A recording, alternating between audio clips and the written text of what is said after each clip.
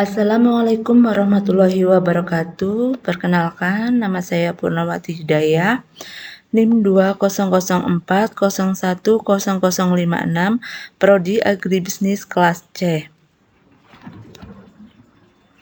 Di sini saya akan PPT saya tentang kalimat efektif. Pengertian kalimat efektif. Kalimat efektif adalah kalimat yang dapat mengungkapkan gagasan pembicara atau penulis secara tepat dan dapat dipahami secara tepat serta dapat membangkitkan daya imajinasi pada pendengar atau pembaca. Syarat kalimat efektif. 1. Kesatuan pikiran. Setiap kalimat yang baik hendaknya mencerminkan kesatuan pikiran atau mengandung gagasan yang tunggal atau mengandung satu ide pokok menurut Keraf 2001. Dalam pembentukan kalimat, tidak terdapat bagian kalimat yang mengganggu kesatuan pikiran atau menumpuknya beberapa gagasan. Bila terdapat beberapa gagasan yang akan disampaikan, sebaiknya disusun dalam beberapa kalimat atau digabungkan menjadi kalimat majemuk. Contoh: A. Soinah menunaikan ibadah haji. B. Soinah masih menjadi mahasiswa. Agar kalimat tersebut menjadi lebih efektif, kedua gagasan tersebut digabungkan dengan menempatkan gagasan yang satu lebih tinggi dari gagasan yang lain, sehingga kalimat tersebut memiliki kesatuan gagasan atau kesatuan pikiran. Kalimat efektifnya dari dua gagasan tersebut adalah Soinah menunaikan ibadah haji ketika masih menjadi mahasiswa. 2. Kepaduan. Yang dimaksud dengan kepaduan atau kohesi ialah antara bagian kalimat yang satu dengan bagian kalimat yang lain. Hubungan tersebut mencakup hubungan yang jelas antara subjek dan predikat, hubungan antara predikat dengan objek serta dengan keterangan yang menjelaskan unsur pokok tersebut. Keraf 1976. Hubungan antar bagian yang kohesif menciptakan kesatuan pikiran. Hubungan yang menciptakan kesatuan pikiran atau kesatuan makna, kalimat disebut pula koherensi. Jadi kohesi dalam sebuah kalimat lebih menekankan pada hubungan struktur, sedangkan koherensi lebih menekankan adanya kesatuan pikiran. Contoh: bagi mahasiswa yang belum membayar SPP supaya segera melunasi di Biro Keuangan. Contoh yang lain, sesuai dengan usul tersebut, mengharapkan agar ada kesamaan pendapat dalam menangani kasus bentrokan antar warga. Dalam kalimat terdapat hubungan antara S, P dengan O yang kurang sesuai. Subjek dalam kalimat tersebut tidak jelas, yakni bagi mahasiswa, dan sesuai dengan usul tersebut, bukan merupakan subjek. Subjek tersebut seharusnya tidak diawali dengan kata penghubung atau kata depan, sehingga subjek tersebut adalah mahasiswa dan usul tersebut. 3. Penekanan. Setiap kalimat mempunyai sebuah ide pokok atau inti pikiran. Ide pokok ini biasanya ditekankan atau ditonjolkan oleh penulis atau pembicara. Seorang pembicara biasanya memberi penekanan bagian kalimat dengan memperlambat ucapan, meninggikan suara, dan sebagainya pada kalimat tadi. Dengan demikian, penekanan adalah menekankan bagian-bagian yang penting dalam kalimat.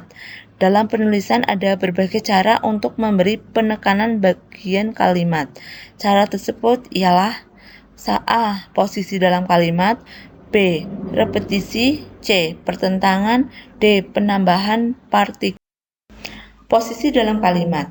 Penekanan suatu bagian kalimat dapat dilakukan dengan menempatkan bagian kalimat yang penting tersebut pada awal kalimat. Contoh: Ketua Program Studi Pendidikan Bahasa dan Sastra Indonesia membuka seminar nasional Bahasa dan Sastra Indonesia di Auditorium Ukhuwah Islamiyah Kamis pekan lalu. B. Repetisi. Repetisi atau pengulangan bagian kalimat digunakan untuk memberi penekanan bagian yang penting. Pengulangan bagian-bagian kalimat biasanya dalam deretan rincian gagasan. Penekanan dengan pengulangan bagian kalimat terdapat pada kalimat berikut. Contoh, program Laut Biru. Prolabir merupakan suatu strategi pengendalian pencemaran udara, baik pengendalian terhadap sumber pencemaran maupun pengendalian lingkungan secara umum. SM 24 Agustus 2003. C. Pertentangan. Untuk memperjelas gagasan dalam kalimat dapat disusun dengan mempertentangkan gagasan yang satu dengan yang lain. Pada contoh 5 di bawah, bagian kalimat kesadaran untuk disiplin di jalan raya tidak hanya dalam menjaga keselamatan diri sendiri, dipertentangkan dengan juga untuk kepentingan pengguna jalan yang lain dengan menggunakan konjungsi tetapi. Contoh, kesadaran untuk disiplin di jalan raya tidak hanya dalam menjaga keselamatan diri sendiri, tetapi juga untuk kepentingan pengguna jalan yang lain. Suara Merdeka 23 Februari 2017. Penggunaan partikel lah dan pun. Partikel lah dan pun memiliki fungsi untuk menegaskan. Bagian kalimat yang berpartikel lah dan pun merupakan bagian kalimat yang dipentingkan. Pada contoh kalimat 5.12, dialah yang datang. 5.13, kemana? Kemanapun dia pergi, saya akan selalu mengikuti. 5.14, kakek. Paman datang, bibi datang, kakek pun datang. Merupakan bagian kalimat yang dipentingkan. 4. Paralelisme. Paralelisme atau kesejajaran adalah pengembangan paragraf dengan cara menyejarkan gagasan yang sederajat dengan menggunakan kelas kata atau imbuhan yang sama. Keraf 1982. Pada kalimat 5.15 urutan gagasan rincian dikemukakan dengan menggunakan kelas kata yang sama, yakni jalanan, sampah, aroma, penataan. Dinyatakan dengan kelas kata benda.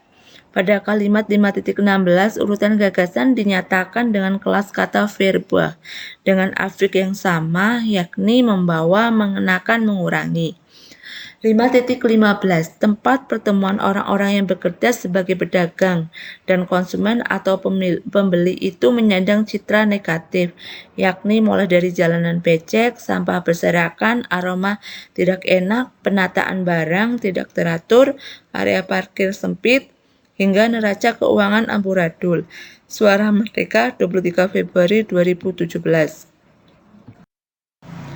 5.16 Kedisiplinan perlu dikedepankan mulai dari membawa surat-surat kendaraan, mengenakan alat keselamatan, dan tak mengurangi kelengkapan kendaraan.